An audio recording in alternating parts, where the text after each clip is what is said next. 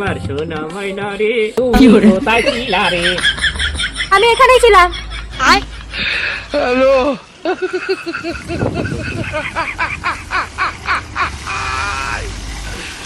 ওরা কেন এদিকে শোনা। ননি কি হয়েছে ডার্লিং? বলছি তুমি তো আমাকে আদর করলে, এবার আমি একটু আদর করি। এটা আমার বলতে আদর করো। কি করে? আমি যাই ছোট ছোট। পড়াশোনা করছিস? ये क्या है? তুই আমাকে দেখে ওরকম করলি কেন? হ্যাঁ তুমি কেডা? কেন? আমি তোর বাবা। দেখে তো মনে হয় না।